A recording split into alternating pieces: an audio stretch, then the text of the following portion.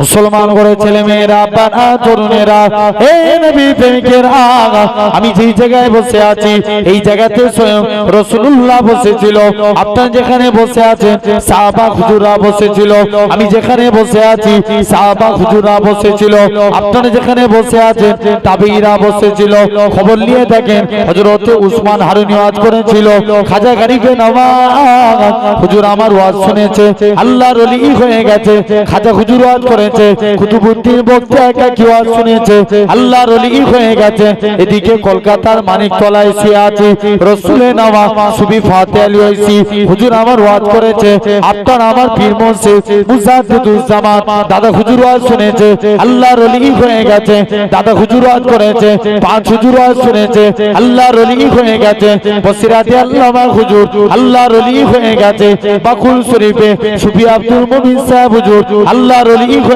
গেছে পিন্নগর জমিনে আমার নানা আল্লাহর ওলি হয়ে কবরে চলে গেছে। তারা ওয়াজকে বুঝেছে সেই মোতাবেক আমল করেছে। দেখবেন অনেক মানুষ আছে ওই রাস্তায় ঘুরে ঘুরে দেখে পালায়, দেখবো কি হচ্ছে, ও কিছু বুঝবে? হ্যাঁ না বলো। 1.5 মিনিট এসে দাঁড়ায় পালিয়ে যায়, 2 মিনিট দাঁড়ায় পালিয়ে যায়। জেনে রেখে দেন এই জায়গায় বসে যখন তুমি আচ্ছা মনে করেন আপনি একটা জিনিস এক চমক দিয়েছে, একটু স্বাদ বুঝবেন কিন্তু পুরোপুরি কি স্বাদ বুঝতে পারবেন? যখন আপনি খেতে থাকবেন আসল স্বাদ তখনই বুঝতে পারবেন। তা আমাদের উচিত রাস্তায় না দাঁড়িয়ে থেকে ওদেরকে আবার ডাকলে ওরা পালায়।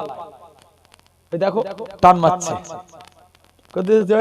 লাল জ্যাকেট वाला, হ্যাঁ ওদের ভালো মুখে নয়, ওদের যদি এসে দাঁড়িয়ে শুনবে চুপচাপ যা করবে মেনে নিতে হবে, তাহলে হুজুর ভালো। আর যদি একটু ডাকি শুনেন দাঁড়িয়ে দাঁড়িয়ে নয়। এই জায়গায় আল্লাহ রাসূল একদিন ওয়াজ করছে, কিছু যুবক ছেলে আল্লাহ নবী নিজের চাদরটা ছুঁড়ে দিলেন, বাবা মিকদাদ আমার চাদরটা জমিনায় বিছিয়ে দাও, জমিনায় বসে বসে আমি রাসূল আমার ওয়াজ শোনো। জোরে বলে। তাহলে আজ আমাদের এই হাদিস দ্বারা প্রমাণ বসে বসে ওয়াজ শোনা সুন্নাতে রাসূল। তোমরা দাঁড়িয়ে থাকবে না বসবে? চলে শোনা। এই ভাই গুলো কত বলে শুনবে না, একটু এসে বসে যাও। আলহামদুলিল্লাহ আল্লাহ কবুল করে। যুবক জীবনে তো কিছু আমল আমরা সেরকম কিছু আমল করতে পারি বলেন? আমরা আগেকার যুগের মানুষের কত আমল ছিল দেখবেন। আগেকার যুগে ওয়াজ হলে সব লোকেরা বলা কোয়া করতে, এই হুজুর তো এই আলোচনাটা করে গেল, তুই আমল করবি তো, এরকম আলোচনা হতো। আর এখনকার যুগে সব ছেলেরা বলে, দেখেছিস হুজুর কালকে ওয়াজ করে দিয়েছে, পুরো সাগদা কাঁপিয়ে দিয়ে চলে গেছে। দুটো আলোচনা দুরকম হচ্ছে না? আগেকার যুগের মানুষরা যখন এই জায়গায় বসতো নিয়ত করে বসতো যে আল্লাহ আজকে হুজুরের ওয়াজ শুনবো, যেন দুটো ভালো কথা শুনে হেদায়েত হয়ে বাড়ি ফিরে আসি। আর এখনকার যুবকরা এখনকার মানুষরা ওয়াজ শুনে যদি ভালো ওয়াজ করতে পারে আবার আনবো, নাহলে আর কোনোদিন ভিটাই তুলবো না। বাস্তব কথা বলছি, জেনে রেখে দেন। তাহলে আমাদের নিয়ত হতে হবে আল্লাহর জন্য। তো যাই হোক আমরা আল্লাহকে ডাকবো, বলি ইনশাআল্লাহ যত কঠিন পরিস্থিতি হোক তুমি আল্লাহর দিকে ফিরে আসো, আল্লাহ তোমাকে কবুল করে নেবেন। জাস্ট আল্লাহর রাস্তায় তুমি এক কদম এগিয়ে আসো, আল্লাহর টোটাল 100টা রহমত। কত? সবাই মিলে মুখ দিয়ে কথা বলো তাহলে ভালো লাগবে। আল্লাহর রহমত কত বললাম? 100টা রহমতের মধ্যে আল্লাহ 99টা রহমত আল্লাহ নিজের জন্য রেখেছেন। আমি ইনশাআল্লাহ আজ যদি আল্লাহ হাতে সময় দেয় কোরআন শরীফ সূরা বাকারা থেকে 208 নম্বর আয়াতটা আমি আপনাদের কাছে একটু একটু করে আলোচনা করব। তো আসেন আগে প্রাসঙ্গিক কিছু কথা বলে নেই। তো আলহামদুলিল্লাহ আমরা সুন্দর জায়গায় বসেছি, মাঝে মাঝে আমরা তাকবীর ধ্বনি দেব, সুবহানাল্লাহর আওয়াজ জোরে জোরে দেব, আল্লাহ খুশি হয়ে যাবে। জোরে বলে। ঠিক কি না বল? আমার ভাইরা র‍্যাপ অ্যাটেনশন গভীর মনোযোগ দিয়ে শুনেন। মাত্র 35 বছরের জিন্দেগি। কত বছরে? 35 বছর। আপনি হিসাব করে দেখেন এর থেকে বেশি আপনি জিন্দেগি পাবেন না। যদি বলেন কেন? আচ্ছা বলেন তো, একটা এই বাচ্চা ছেলে যে বসে আছে এই দুনিয়ার কিছু বুঝে? একটা মানুষের দুনিয়ার জিন্দেগি শুরু হয় 15 বছরের পর থেকে। কত বছরে? 15 বছরের। তার দুনিয়ার জিন্দেগি চ্যাপ্টার হয়ে যায়, ক্লোজ হয়ে যায় 50 বছর পার হয়ে গেলে। যারা 50 পার হয়ে গেছে এদেরকে জিজ্ঞেস করে দেখেন, এরা মনে মনে করে যতদিন দুনিয়ায় আছি মসজিদে যাই আল্লাহ বিল্লাহ করে কাটিয়ে দিই। ভুল বলছি না ঠিক বলছি? যারা 50 পার হয়ে গেছে তাহলে থাকে 50 থেকে 15 বাদ দেন, থাকে কত? কথা বলেন 35। এই 35 বছর জিন্দেগির জন্য আমরা মারামারি, কাটাকাটি, হানাহানি আমরা সব লাগিয়ে রেখে দিয়েছি। তাহলে কাজে কাজে আল্লাহর দিকে ফিরে আসেন। আল্লাহ 99টা রহমত নিজের জন্য রেখেছেন। কটা? 99টা। আর একটা রহমত বান্দাকে দান করেছেন। কটা রহমত? একটা রহমত। এই একটা রহমতের দ্বারাই আমরা দেখেন পরস্পরকে ভালোবাসি। মুসলমান ঘরের ছেলে মেয়েরা, বাবা তরুণেরা, হে নবীর প্রেমিকেরা, এই একটা রহমতের দ্বারা বাপ ছেলেকে ভালোবাসে, মা মেয়েকে ভালোবাসে, স্বামী স্ত্রীকে ভালোবাসে, স্ত্রী স্বামীকে ভালোবাসে। এই একটা রহমতের দ্বারা হে নওজোয়ান যুবকের আমার আল্লাহ জানিয়ে দেয়, ওই আমার বান্দা তোরা এক কদম আমি আল্লাহ আমার দিকে আগিয়ে আয়, আমি আল্লাহ তোদের দিকে 10 কদম আগিয়ে যাব। কদম আগাতে বলছে আল্লাহ? এক কদম। আল্লাহ কদম আগিয়ে আসবে? 10 কদম। তাহলে আমরা আল্লাহর দিকে ফিরে আসব। আসেন সূক্ষ্ম আমি দুটো পয়েন্টের উপরে আলোচনা করি। এক নাম্বার, যদি একটা ভালো কাজ করে যায় মানুষটা পরিবর্তন, মানে মানুষটা ভালো হয়ে যাবে। কটা ভালো কাজের ওসিলায়? একটা। আর মানুষ যদি একটা অন্যায় কাজ করে মানুষটা বরবাদ হয়ে যাবে। কটা অন্যায় কাজ করে? সির্ফ একটা। তোমার একটা অন্যায় কাজই তোমার জন্য কাফি, তোমাকে বরবাদ করার জন্য। জেনে রেখে দেন। আসেন জাস্ট আমি ভালোর দিকটা আগে বলি না খারাপের দিকটা আগে বলি? ভালোর দিকটা আগে, ভালোর দিকটা বলি শুনেন। একটা যুবক, তার অভ্যাস ছিল দুটো, আর তার সে মদ পান করত আর জিনা করত। এক সাহাবী। কটা অভ্যাস? জোরে বলো। দুটো। মদ পান করত আর কি করত? জিনা করত। একদিন আল্লাহ নবীর কাছে গেছে, হুজুর আমি ভালো হতে চাই, হুজুর আমাকে আমল বলুন। শুনছো তো যুবক? এগুলো আমাদের অনেক উপকারে আসবে। যুবক, আল্লাহ নবী যে বলছে, হুজুর আমি ভালো হতে চাই, আপনি আমায় আমল বলুন। আল্লাহ নবী বলছে, বাবা তুমি জবানের হিফাজত করো। কিসের হিফাজত করবে? তুমি ওয়াদা করে যাও জীবনে কোনোদিন মিথ্যা কথা বলবো না। আমাদেরও জবানের হেফাজত করা লাগবে।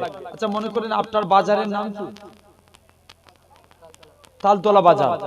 আচ্ছা যদি এই সাগদার কোন একটা ছেলে বলে তালতলা যাব, তালতলা থেকে বাড়ি আসবো, বাড়ি এসে মালঞ্চই যাব, দেখবেন মুখ দিয়ে 4 5 বার একটা নাপাক কথা উচ্চারণ করে।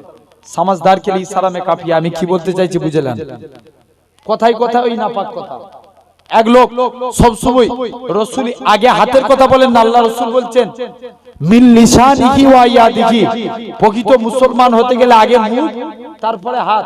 নবী তো আগে হাতের কথা বলতে পারতেন, আগে কিসের কথা বলেছেন? মুখের কথা। কারণ মানুষকে কষ্ট দেয়া হয় আগে হাত দিয়ে না আগে মুখ দিয়ে? মুখ দিয়ে। মুখ দিয়ে ওর অন্তর পুরো জ্বালিয়ে দিয়েছো, তারপরে তোমার হাত। তাহলে এই জবানের হেফাজত করা লাগবে, বলি ইনশাআল্লাহ। আমরা দেখবেন অনেকে আবার নাম খারাপ করে রাগায়। আপনার এলাকায় হয়? কথা বলেন কেন? হয়। কিছুদিন আগে একটা ভিডিও ভাইরাল হয়েছিল। এক বুড়িকে 63 বললেই রেগে যেত। কত? জোরে বলো না। 63 বললি বুড়ি রেগে যেত, একটু গালিগালাজ করতো, যুবকরা মজা নিত। এরকম সমাজে দেখবেন প্রতিটা কম বেশি প্রতিটা গ্রামই হয়ে থাকে। তাই কাজে কাজে বলে যায় জবানের হেফাজত করেন। যুবক ছেলেখানা চলে গেলেন। একদিন মদ খেয়ে এসে আল্লাহ রাসূলের দরবারে এসে হাজির। আচ্ছা বলো তো, মদ খাওয়া অবস্থায় স্ত্রী তালাক দিলে তালাক হবে না হবে না? ঠিক করে বলো না। মদ খাওয়া অবস্থায় তালাক দিলে হবে? হ্যাঁ না হবে না? হ্যাঁ হয়ে যাবে। তুমি মদকে হারাম করেছে কে আগে বলো? সবাই মিলে। দেখো একজন শুধু বলছে, সবাই মিলে বলো মদকে হারাম করেছে কে? আল্লাহ। তুমি খেতে যাও কেন? যুবক ছেলে, চলো দাঁড়িয়ে থাকুন। যুবক ছেলেখানা একদিন চলে গেছে। এক যুবক প্রতিদিন মদ খেত। আমি মধ্যপ্রদেশে, ইউপি মানে হচ্ছে উত্তরপ্রদেশ, ইউপি মানে কি উত্তরপ্রদেশ, উত্তরপ্রদেশের একটা নিউজ দেখছিলাম যে একটা মালিক মানে মুরগির ফার্ম করে, মুরগির ফার্ম বুঝেন তো? দেখবেন আপনার আশপাশ এলাকাতে হয় পোল্ট্রি মুরগির চাষ হয়, মুরগির ফার্ম তৈরি করে একটা সে মোরগ পুষেছে, মোরগটার ব্যাধি হয়েছে মানে রোগ হয়েছে, তাকে একটু মদ খাইয়েছে, মোরগটা ভালো হয়ে গেছে। বলছে মোরগটার এমন নেশা হয়ে গেছে ও মদ না খেলে আর কিছু খায় না। নিউজের কথা বলছি আমার ভাইরা, আব্বারা, তরুণেরা শুনে রেখে দেন, এরকম ভাবে তো যুবক ছেলেখানা এখন প্রতিদিন মদ খেতে যাচ্ছে, স্ত্রীকে বলে যাচ্ছে, স্ত্রী আমি বাড়িতে না আসা পর্যন্ত দরজা খোলার দরকার নাই। স্ত্রী বলছে ঠিক আছে। স্বামী মদ খেতে চলে গেছে আর মদের ঝোঁকে এসে স্ত্রী দরজা আঘাত করছে, স্ত্রী দরজা খোল, দরজা খুলতে চাইনি।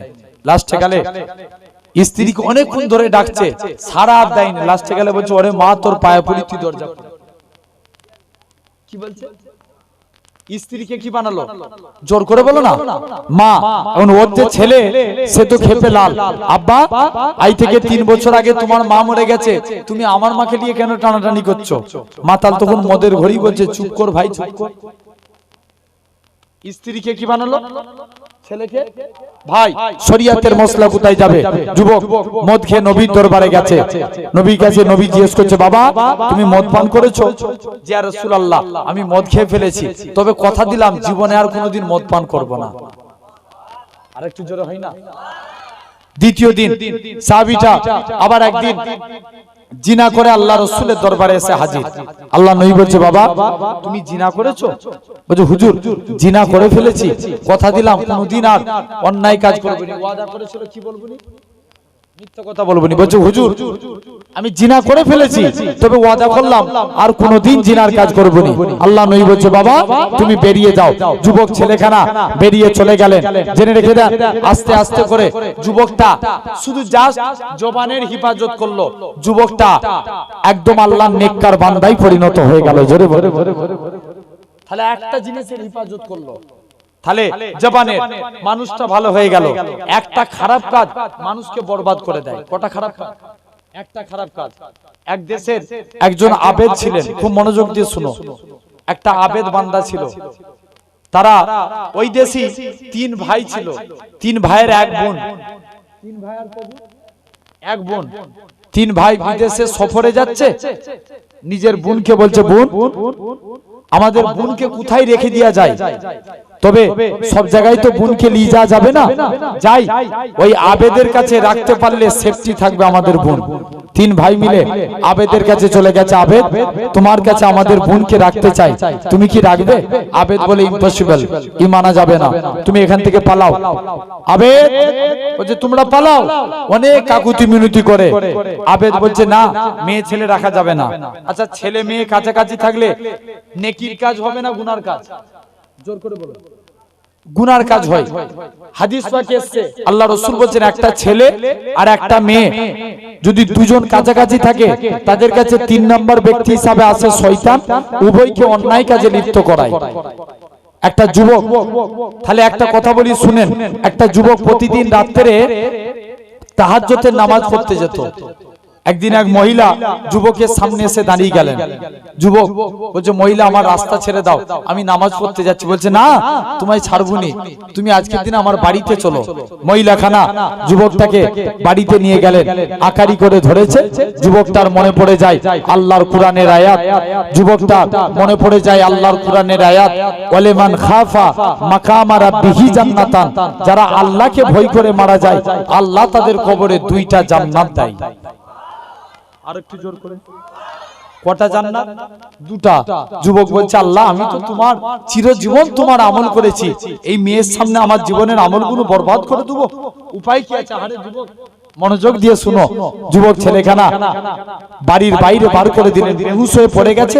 মহিলা দেখছে আলামত ভালো নয়, বাড়ির বাইরে বার করে দিয়েছে।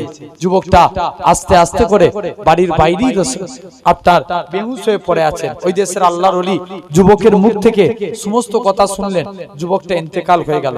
ওমরে ফারুক বলে চলো তার কবরে যাব।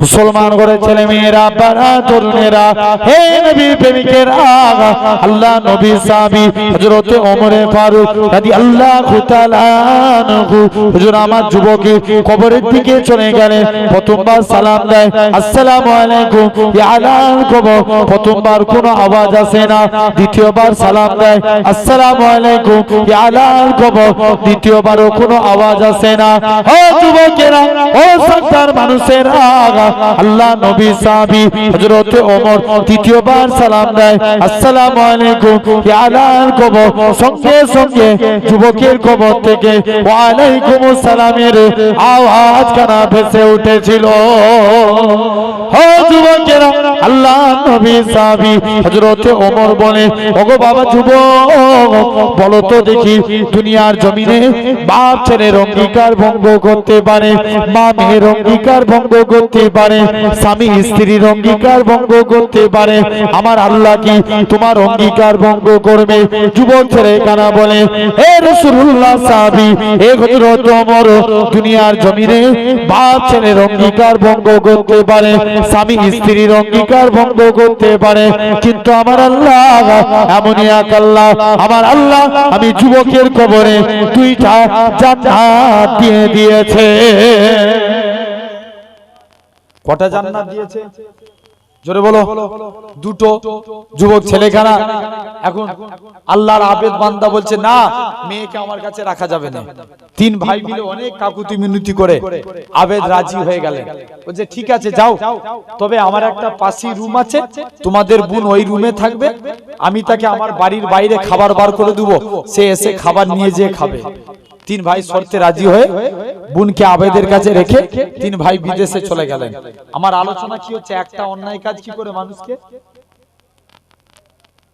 মানুষকে পুরো শেষ করে দেয় তিন ভাই মিলে চলে গেছে শুনছো তো তিন ভাই মিলে বিদেশে সফরে চলে গেছে এখন তিন ভাই মিলে লাস্টে গালে এসছে অনেকদিন দেখবেন যারা ভালো মানুষ শুনছো যারা ভালো মানুষ ইবলিস তাদেরকে ভালো দিক দিয়ে খারাপ করে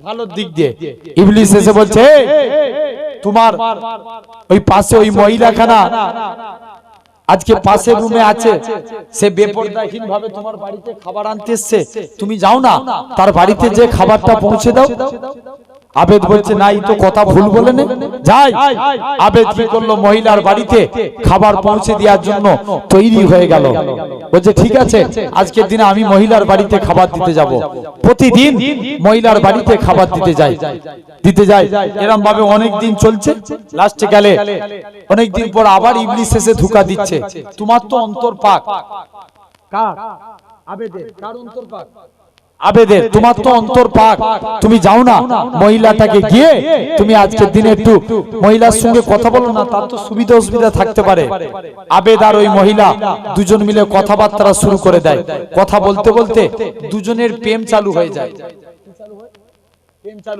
প্রেম চালু হওয়ার পরই আবেদ আর মহিলা জিনাতে লিপ্ত হলো মহিলার পেটে একটা বাচ্চা চলে আসলো শুনছেন তো কার পেটে বাচ্চা আসলো মহিলার পেটে অনেকদিন তিন ভাই আসার সময় হয়ে গেছে আবেদ খানা ইবলিস এসে আবেদকে ধোঁকা দিচ্ছে আবেদ তিন ভাই এলে যদি দেখে তাদের বোনের পেটে বাচ্চা তোমার তো আর মান সম্মান থাকবে না তুমি বাচ্চা সহ এই মেয়েকে মেরে দাও তবেই তোমার মান সম্মান একটু থাকবে আবেদ রাজি হয়ে গেল তিন ভাইকে বাচ্চা সহ তাদের বোনকে মেরে দেয়া হলো কবর দিয়ে দিল তিন ভাই এসে বলে আবেদ আমাদের বোন কোথায় বলছে তোমাদের বোন এই যে মারা গেছে রোগ হয়েছিল এই দেখো তার কবর তিন ভাই তাই বিশ্বাস করে নিচ্ছে ইবলিস এসে তিন ভাইকে ধোঁকা দিয়ে আবার লাগাচ্ছে এই তোমাদের বোন এমনি মরে নে আবেদ মেরে দিয়েছে রাজার দরবারে বিচার করলো রাজা বিচার করবে বলছে ঠিক আছে চলো আজকের দিনে বিচার হবে এখন সমাজে বিচার ব্যবস্থা ঠিক আছে না ভুল আছে জোর করে বলো ভুল না অনেক ভুল দেখবেন এখন যদি কেউ হক কথা বলে তার বিরুদ্ধে এফআইআর চালু হয় ভুল বলছি না ঠিক বলছি জোর করে বলো না